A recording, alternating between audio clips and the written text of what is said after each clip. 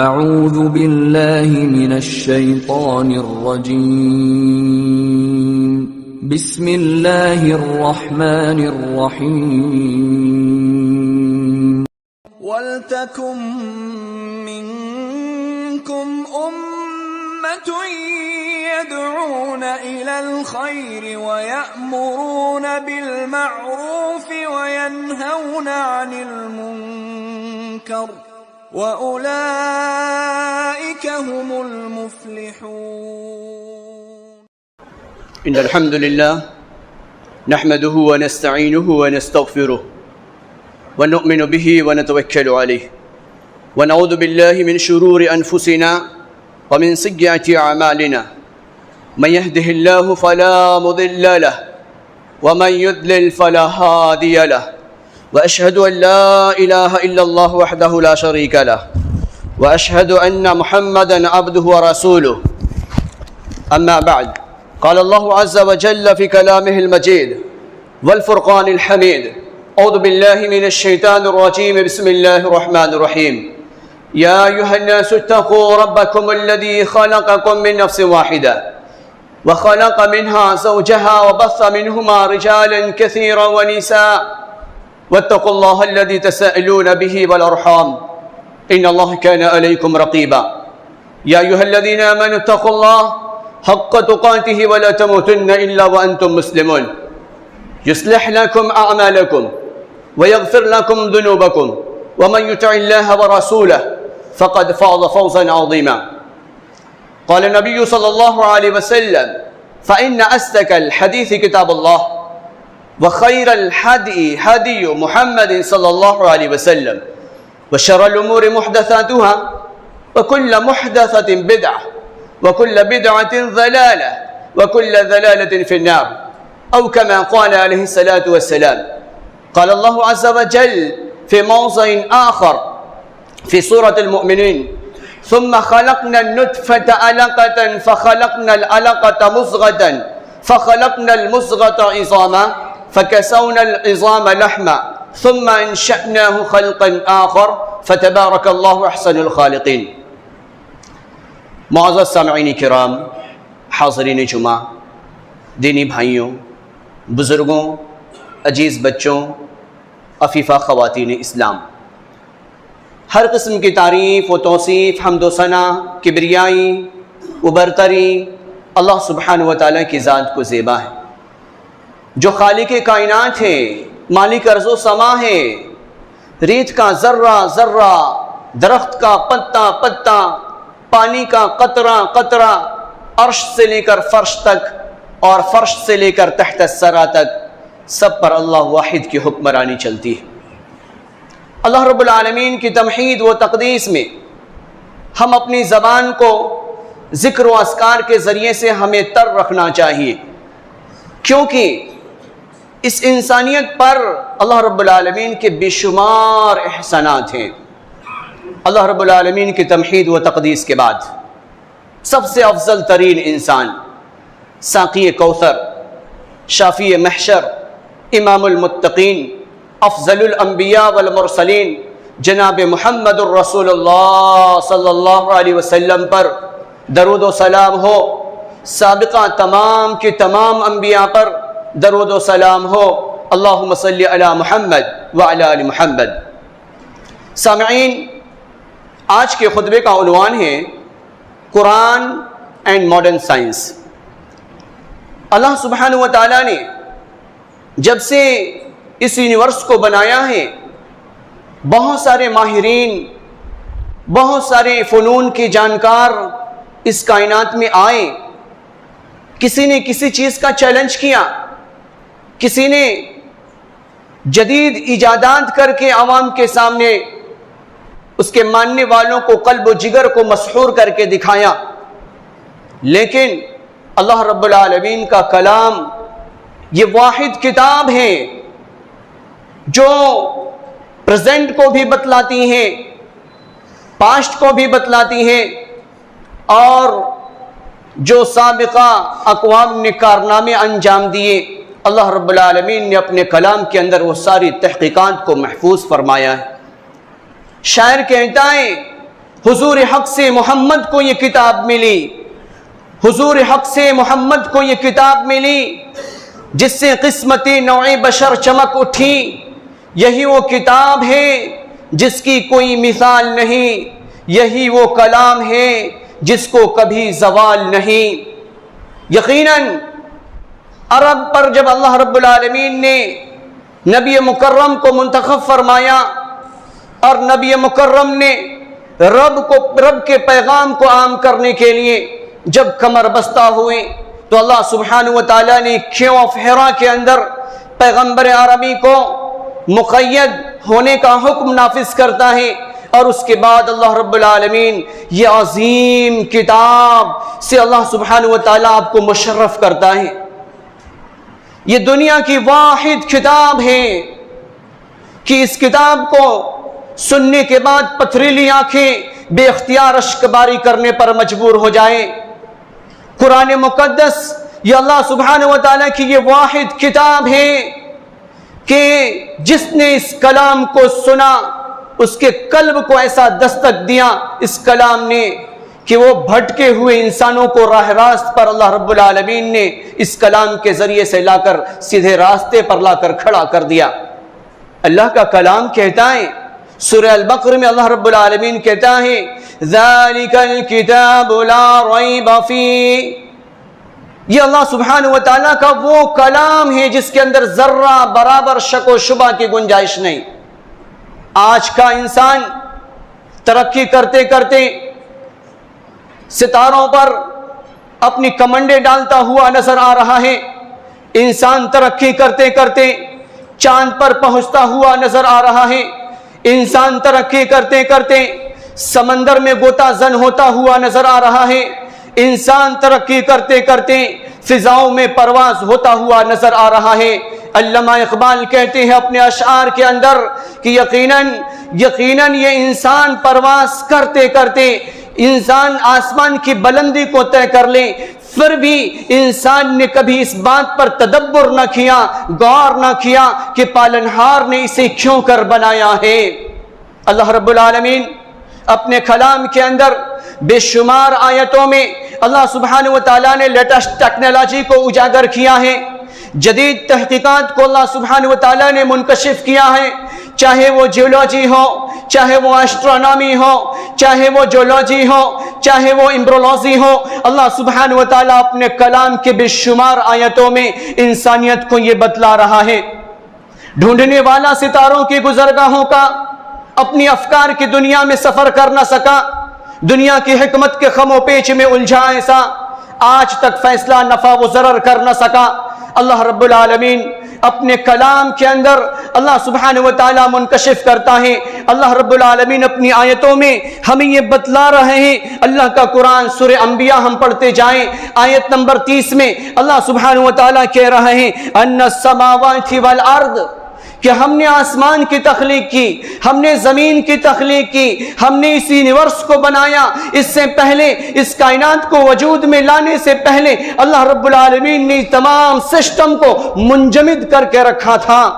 اللہ رب العالمین نے ان تمام کائناتی نظام کے سسٹم کو، چاہے وہ کہکشائیں ہوں، چاہے وہ زمین ہو، چاہے وہ چاند ہو، چاہے وہ ستارے ہوں، چاہے وہ سیارے ہوں، اللہ رب العالمین نے اسے ایک منجمد شکل عطا کی تھی۔ جب اللہ رب العالمین نے اس انسانیت کو بسانے کا فیصلہ کیا، اس کائنات میں انسانیت کے وجود کو باقی رکھنے کا فیصلہ کیا، اللہ رب العالمین نے جب نبی مکرم کے ذریعے سے اس پیغام کو عام کرنے کے لیے آپ کی جسامت کو منتخب فرمایا، تو اللہ رب العالمین نے لاکھوں برس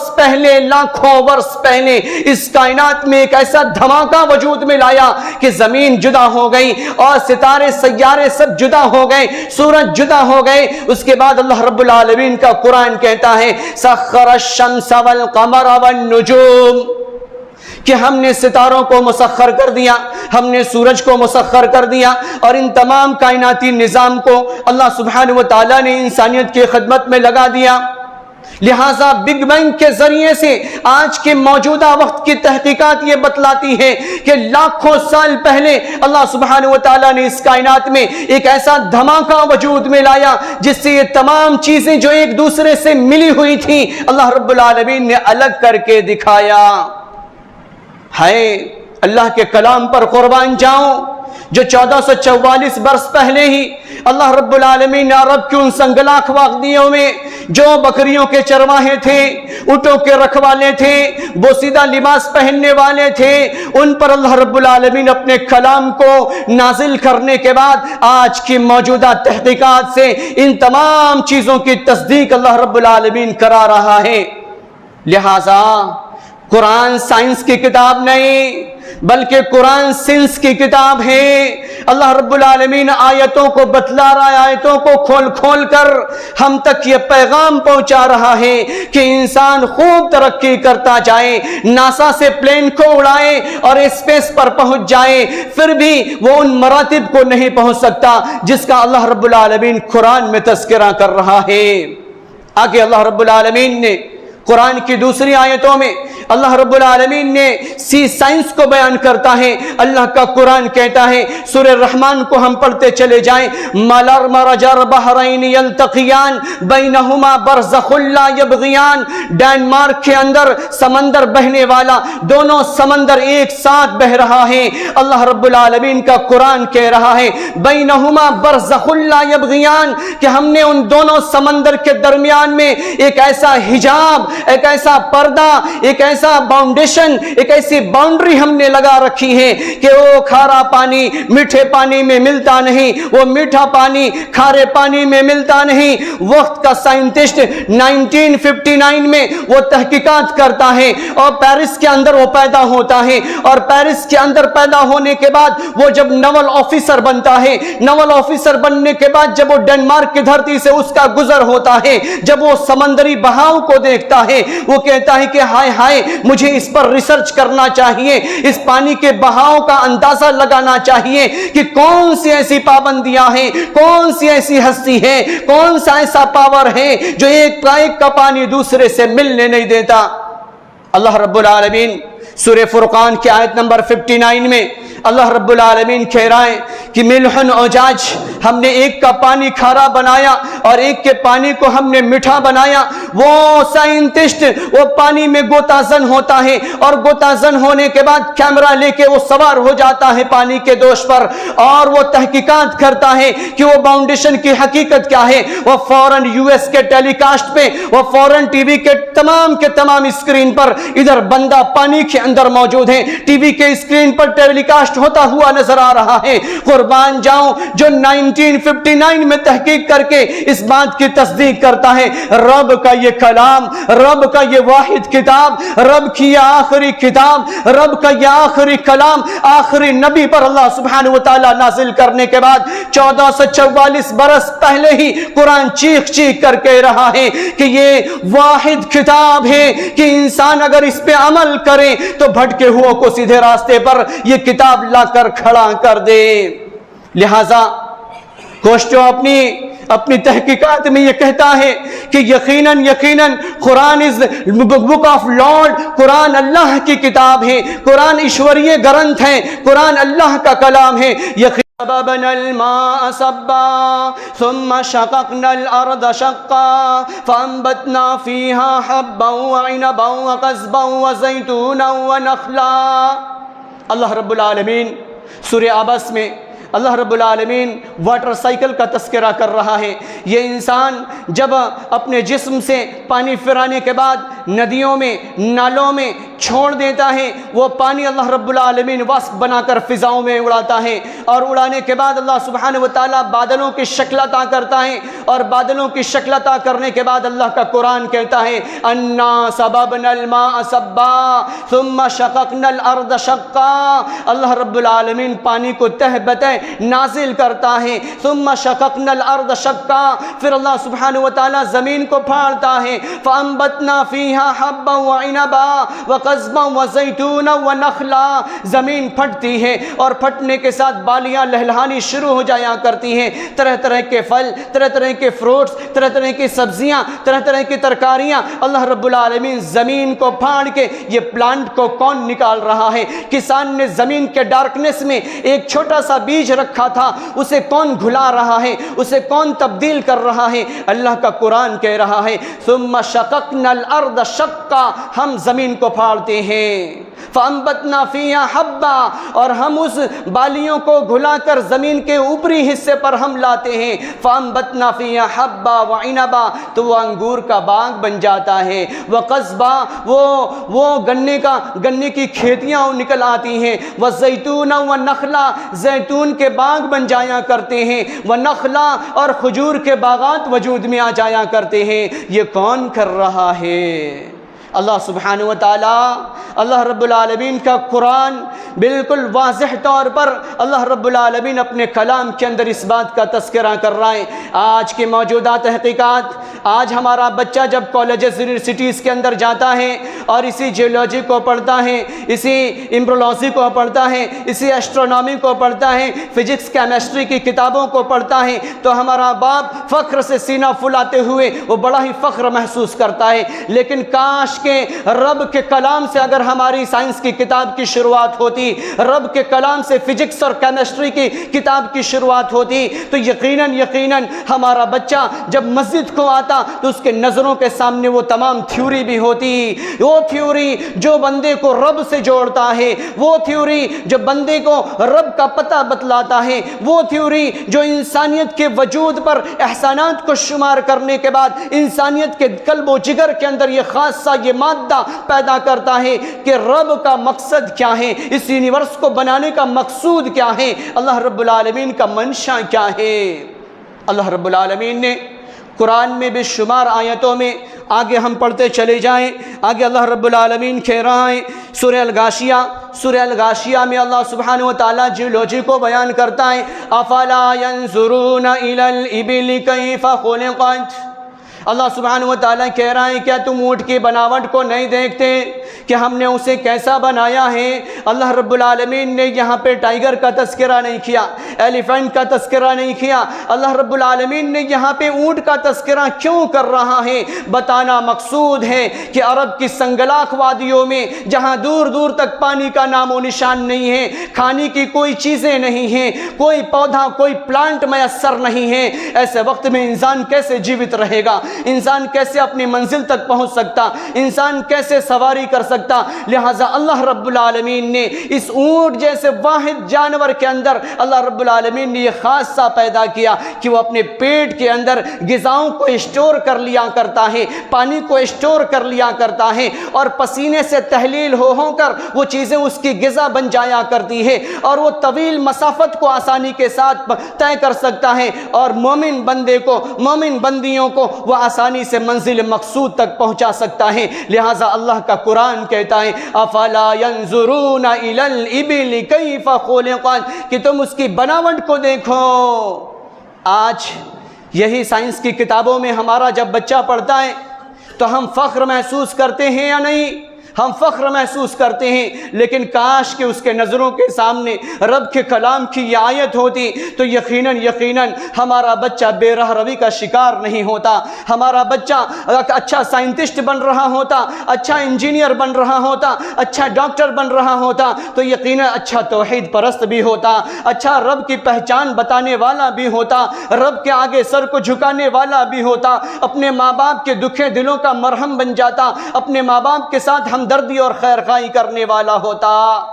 لیکن نہیں، آج دنیا ہمارے نظروں کے سامنے ہے، لہٰذا ہم اللہ کے کلام کو پڑھتے ہیں سمجھتے نہیں، اللہ کے کلام کو ہم پڑھتے ہیں اس پہ غور اور تدبر نہیں کرتے۔ اللہ کا قرآن کو ہم پڑھیں، اگر زندگی میں ہم نے بار بار قرآن کو دیکھ کر پڑھا ہے تو کم سے کم ایک بار زندگی میں ہم قرآن کو ترجمے کے ساتھ، اس کی تفاسیر کے ساتھ ہم اسے پڑھیں، پڑھنے کے بعد ہم معلوم کریں کہ میرا رب مجھ سے کیا چاہتا ہے، میرا رب قرآن کے نازل کرنے کا مقصد کیا ہے، میرے رب کا۔ جب ہم اس نیت سے پڑھیں گے تو یقیناً قرآن کا پڑھنا ہمارے لیے عبادت بنے گا۔ قرآن کا دیکھنا آنکھوں کی روشنی کے اضافے کا ذریعہ بنے گا۔ آج کی تحقیقات، آج کے آپٹکس کے ماہرین یہ کہتے ہیں کہ قرآنی آیتیں جو ٹیڑھی میڑھی لکھی ہوئی ہیں، اللہ رب العالمین نے جو ٹیڑھی میڑھی آیتوں کو اللہ رب العالمین نے جو نازل کیا ہے، جب انسان ڈیپلی اپنی آنکھوں سے دیکھ رہا ہوتا ہے اور وہ ورق گرین پیج ہوا کرتا ہے، ہر ایک کاغذ پہ اس چیز کی چھپائی ہوتی ہے، انسان دیکھتا ہے، اس کی آنکھوں کی ورزش ہو جایا کرتی ہے، اس کی آنکھوں کی ورزش ہو جایا کرتی ہے، لہٰذا آنکھوں کی روشنیاں بڑھ جایا کرتی ہیں۔ لہٰذا ہم چلے جائیں 50 سال 60 سال پہلے چلے جائیں، ہمارے دادا ہماری دادیاں جب قرآن مقدس کی تلاوت کرتی تو ان کی آنکھوں کی روشنی بڑھ جایا کرتی تھی، اور آج ہماری آنکھوں کی روشنی کیوں ختم ہوتی ہوئی نظر آ رہی ہے؟ کیوں ہم آپٹکس کے محتاج ہوتے ہوئے نظر آ رہے ہیں؟ اس کی وجہ خاص یہ ہے کہ ہم نے موبائل کے اسکرین سے اپنی نگاہوں کو نہیں ہٹایا، ہم نے رب کے کلام کو صرف بھوت بھگانے کی کتاب سمجھ رکھا، اور ہم نے گھریلو جھنجھٹ کو دور کرنے کے لیے قسم کھانے کی کتاب سمجھ رکھے، لہٰذا آج آنکھ کی روشنی بھی ہم کھوتے ہوئے نظر آ رہے ہیں۔ تو ضرورت اس بات کی ہے کہ ہم رب کے کلام کو پڑھیں اور سمجھیں۔ آگے اللہ سبحانہ و تعالیٰ نے میڈیکل سائنس کا تذکرہ بھی اللہ رب العالمین قرآن میں کرتا ہے۔ اللہ رب العالمین سورہ النحل کو ہم پڑھتے چلے جائیں، سورہ النحل کو ہم 64 65 66 یہ ساری آیتوں کو جب ہم پڑھیں گے، اللہ رب العالمین اس میں میڈیسین کا تذکرہ کیا ہے۔ اللہ رب العالمین ہمارے جسموں کو قوت پہنچانا چاہتا ہے، اللہ رب العالمین ہمیں قوت و طاقت عطا کرنا چاہتا ہے، لہٰذا اللہ کا قرآن کہتا ہے سورہ النحل میں اللہ رب العالمین کہتا ہے وَإِنَّ لَكُمْ فِي الْأَنْعَامِ لَعِبْرَةً، کہ انسانوں ہم نے تمہارے لیے جانوروں میں عبرت رکھی ہے۔ وہ کیسی عبرت کہ اللہ رب العالمین آگے کہہ رہا ہے فی بطونہا من بین فرث ودم لبنا خالصا سائغا للشاربین، تم بھینس کو دیکھ لو، گائے کو دیکھ لو، یہ جانور اللہ رب العالمین کیسے میٹھا، مزیدار، شفاف، اللہ رب العالمین کیسے خون اور گوبر کے بیچ سے دودھ کے قطرات کو اللہ رب العالمین نازل کرتا ہے۔ من بین فرث، عربک میں فرس کہتے گوبر کو، ودم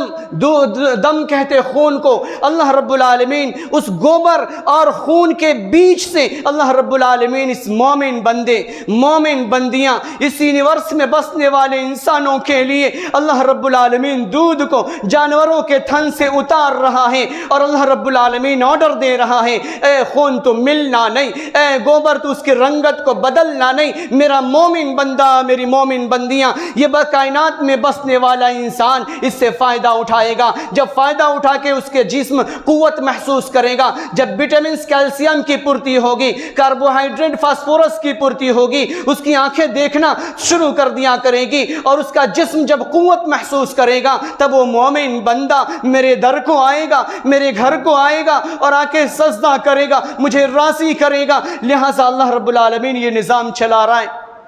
آج ہے کوئی ایسی پاور، ہے کوئی ایسی طاقت، ہے کوئی ایسا قوت جو ایسا کر کے دکھائے، جو گوبر اور خون کے بیچ سے دودھ کی نلیاں جاری کر کے دکھائے؟ آگے چلیں، اللہ رب العالمین اس سے بھی بہتر اللہ رب العالمین آگے دوسرے میڈیسن کا تذکرہ اپنے کلام کے اندر کرتا ہے۔ سورہ النحل کی آیت نمبر 68 پڑھیں، اس میں اللہ رب العالمین شہد کی مکھیوں کو آرڈر دے رہا ہے۔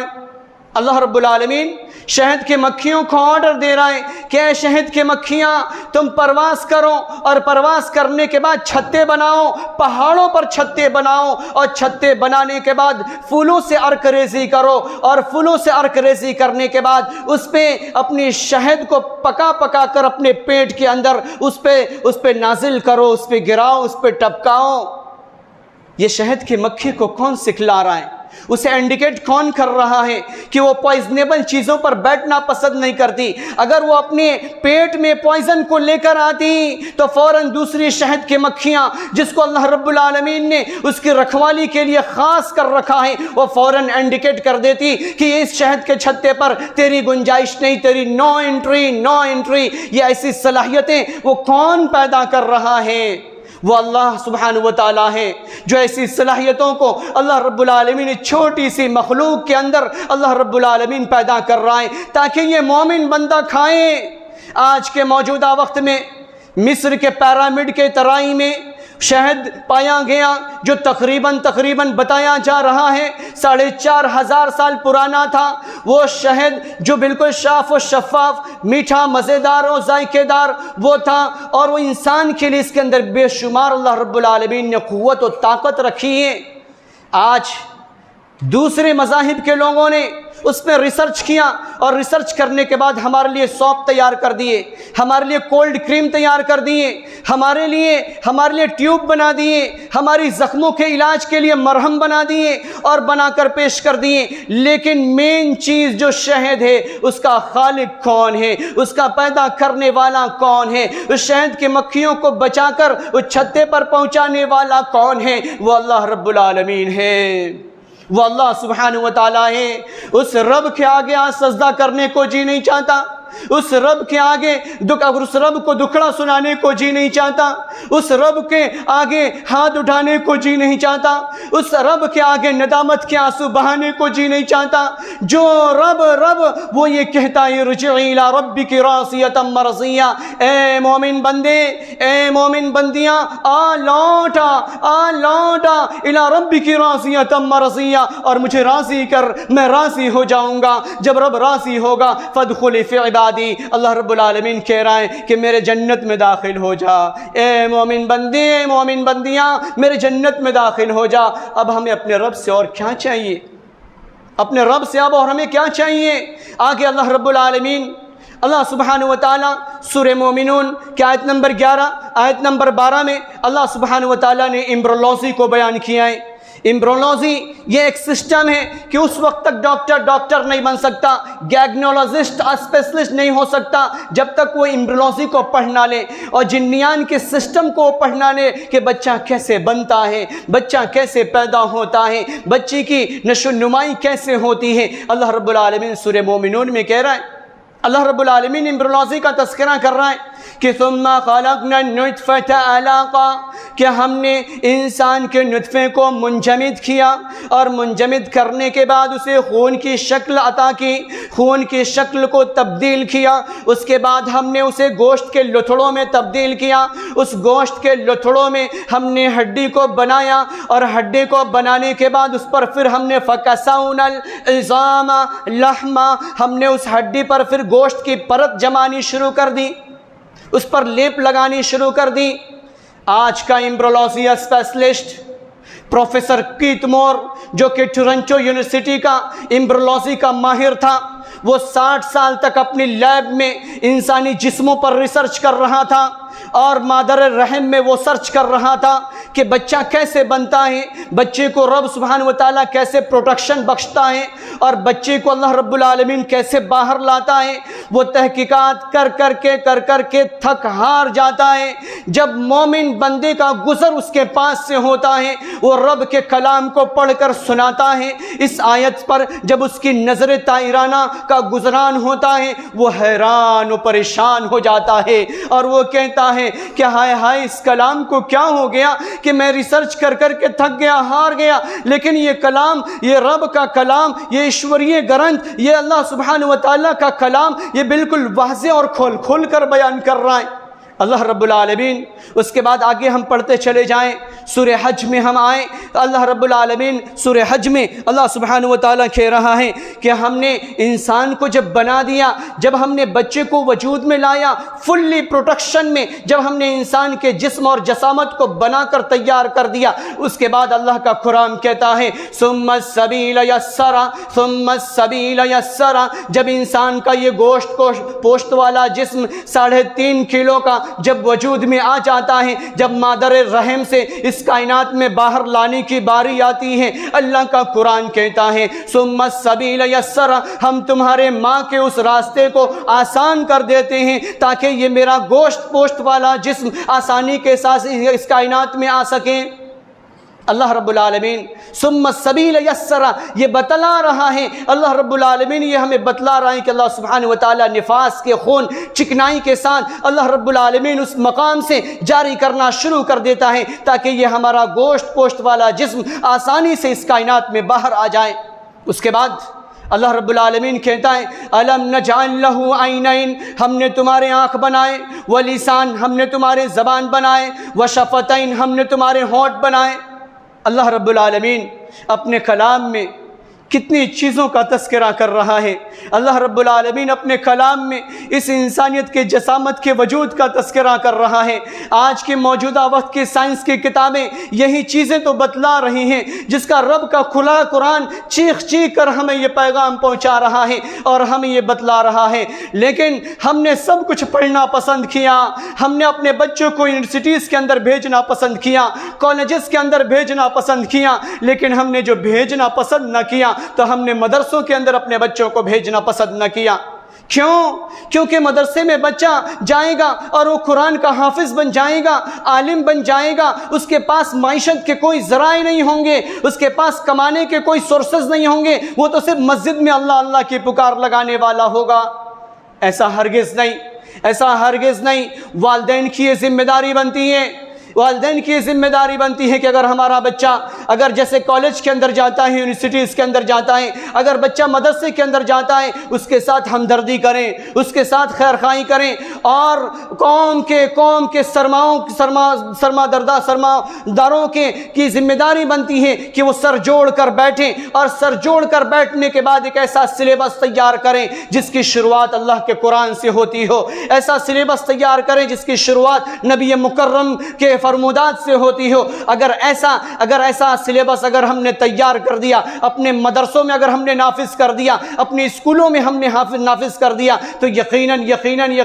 ہمارا بچہ جب انجینئر بنے گا تو توحید پرست بنے گا، اللہ کا مخلص ہوگا، اپنے ماں باپ کا مخلص ہوگا، اپنے ماں باپ کی خدمت گزار ہوگا، اور معاشرتی میں زندگی اس کی اچھی ہوگی، انسانیت کا ہمدرد ہوگا، بھٹکے ہوئوں کو سیدھے راستے پر لانے کے لیے وہ فکر مند ہوگا۔ یہ کب ہوگا؟ یہ اسی وقت ہوگا جب وہ رب کا کلام بھی پڑھنے والا ہوگا، اور دنیاوی معلومات کے لیے وہ سائنس، فزکس اور کیمسٹری اور بایو کو بھی پڑھنے والا ہوگا۔ قرآن میں اللہ رب العالمین نے سینکڑوں جگہ پہ اللہ رب العالمین نے کہا یتفکرون فی خلق السماوات والارض، کیا انسان زمین آسمان کی بناوٹ میں کیوں نہیں غور کرتے؟ سمندر کی لہروں میں کیوں نہیں غور کرتے؟ ہواؤں میں کیوں نہیں غور کرتے؟ بادلوں کے پھرانے میں سقناہ لبلد میت، ان بادلوں کے پھرنے میں تم کیوں نہیں غور کرتے؟ یہ انسان اسی وقت غور کرے گا کہ جب وہ قرآن کا ماہر ہوگا اور سائنس کا جانکار ہوگا۔ لہٰذا اہل علم یہ کہا کرتے ہیں کہ اگر بچے کو قرآن پڑھایا جائے تو قرآن کے ڈیپ میں جانے کے لیے سائنٹسٹ کے پاس بھیجا جائے، اس کے ماہرین کے پاس بھیجا جائے، تاکہ وہ بچہ اچھے طریقے سے قرآن کا سمجھنے والا ہو، اچھے طریقے سے قرآن کا سمجھنے والا ہو۔ تو اگر ہم چاہتے ہیں، اگر ہم اپنے معاشرے کے اندر اچھائیاں اتپن کرنا چاہتے ہیں، آج ہمارے والدین بڑے ہی فخر کیا کرتے ہیں کہ بچہ ڈیوجی ڈانگ سے کتاب کی شروعات کر رہا ہے، جو سب سے زیادہ بھونکنے والا ہے، جو سب سے زیادہ کاٹنے والا ہے۔ ہائے، اللہ رب العالمین کو ہم نے اس قابل نہیں سمجھا، ہم نے اللہ رب العالمین کو اس قابل نہیں سمجھا کہ ہماری کتاب کی شروعات ان دی نیم آف اللہ موسٹ گریسیس سے ہو، بسم اللہ الرحمن الرحیم کے ذریعے سے ہو۔ اگر بندہ جب مدرسے کے اندر جاتا ہے، اسکول کے اندر جاتا ہے، بسم اللہ سے کتاب کی شروعات کرتا ہے، پیارے نبی محمد رسول اللہ صلی اللہ علیہ وسلم کا فرمان صادق ہے۔ نبی مکرم نے فرمایا اگر وہ بچی اگر قرآن کی شروعات، اپنی کتاب کی شروعات الف لام میم، یعنی اس کے اندر 3 حروف پائے جاتے ہیں، الف لام میم، اللہ تبارک و تعالیٰ اس کے اس پڑھنے کی وجہ سے ان کے والدین کے مرتبے کو اللہ رب العالمین بلند کر دیا کرتا ہے۔ اب ہمیں اپنے رب سے کیا چاہیے؟ اللہ رب العالمین سے ہمیں کیا چاہیے؟ اللہ رب العالمین تو ہمیں معاف کرنا چاہتا ہے، اللہ رب العالمین تو ہمیں جنت میں داخل کرنا چاہتا ہے، اللہ رب العالمین ہمارے گناہوں کی پردہ پوشی کرنا چاہتا ہے، اللہ رب العالمین ہمیں دنیا میں سرخرو کرنا چاہتا ہے، اللہ رب العالمین دنیا میں ہمارے مرتبے کو بلند کرنا چاہتا ہے۔ شرط یہ ہے کہ ہم رب کے کلام میں تدبر کریں۔ جب تدبر کریں گے، غور و فکر کریں گے، سر جوڑ کر بیٹھیں گے، سلیبس تیار کریں گے، اپنے بچوں کو لا کر ایسے سسٹم میں داخل کریں گے تو بچہ ایک ہاتھ میں قرآن ہوگا تو ایک ہاتھ میں فزکس کی کتاب ہوگی، ایک ہاتھ میں حدیث ہوگا تو دوسرے ہاتھ میں کیمسٹری ہوگی، ایک ہاتھ میں دنیا کی اللہ رب العالمین کا کلام ہوگا تو دوسرے میں بوٹنی کے تمام تھیوری موجود ہوگا۔ تو لہٰذا معاشرے کو اچھا ڈاکٹر ملے گا، معاشرے کو اچھا سائنٹسٹ ملے گا، معاشرے کو اچھا قائد ملے گا، معاشرے کو اچھا وکیل ملے گا، معاشرے کو اچھا گائیڈ بک پیش کرنے والا، رہنمائی کرنے والا انسان ملے گا۔ تو انسانیت کے ذریعے سے اچھائیاں اتپن ہوں گی، اور ہمارے معاشرے میں جب اچھائیاں اتپن ہوں گی بے رہرویاں ختم ہو جائیں گی، اور جب بے رہروی ختم ہو جائیں گی تو انسانیت جب رب کا شناس ہو جائے گا، رب کی پہچان کرنے والا ہوگا، تو یقیناً ہماری مسجدیں کبھی خالی نہیں ہوں گی، کبھی سجدوں سے محروم نہیں ہوں گی، ہم اپنے رب کے اس گھر کو آباد کرنے والے ہوں گے۔ اللہ رب العالمین نے کہا، اللہ رب العالمین اپنے کلام میں کہہ رہا ہے کہ تم قرآن کو پڑھ کر آؤ، حدیث والی زندگی، نبی مکرم کی پریکٹیکلی والی زندگی پر عمل کر کے آؤ۔ اس کے بعد اللہ رب العالمین کہہ رہا ہے سلام قولا من رب الرحیم۔ اللہ رب العالمین اس مسجد میں بیٹھنے والوں کو جنتی ہونے کے بنا پر پیغام اللہ رب العالمین ہم تک یہ پہنچا رہا ہے کہ اے فرشتہ تو جا کر بتلا دے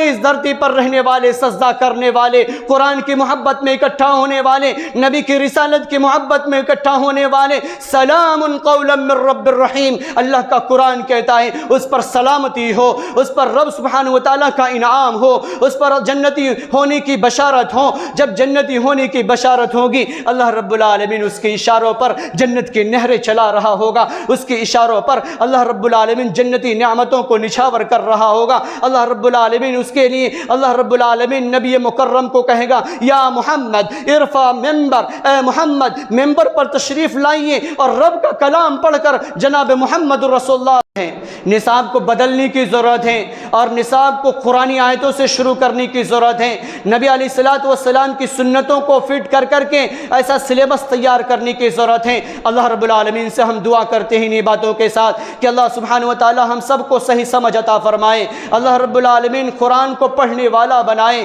قرآن میں تدبر کرنے کی توفیق عطا فرمائے۔ یا رب جانے انجانے میں کمیاں کوتاہیاں لغزشیں ہم سے ہوتی ہیں تو اپنے عفو کرم سے معاف فرما، صحیح اعمال کو قبول فرما، برے اعمال سے ہماری حفاظت فرما۔ یا رب جو بیمار ہیں انہیں شفا عطا فرما، یا رب جو کمزور ہیں انہیں صحت دائمہ نصیب فرما، یا اللہ جو پریشان حال ہیں ان کی پریشانیوں کو دور فرما، یا اللہ جو ناجائز مقدمات میں گرفتار ہیں یا اللہ انہیں جلد سے جلد رہائی نصیب فرما۔ یا رب تیرے اس گھر میں، یا رب تیری اس توحید کے گہوارے میں یا رب ہم سب اکٹھا ہوئے ہیں، یا اللہ ہم سب کی لاج رکھ لے، یا اللہ ہم سب کی پکار کو سن لے، ہمارے رکوع و سجود کو اور قیام کو قبولیت سے نواز کر خیر کا ذریعہ بنا دے، جنت میں داخلے کا سبب بنا۔ اقول قولی ھذا استغفر اللہ لی ولکم ولسائر المسلمین انہ تعالی جواد کریم ملک بر رؤوف الرحیم۔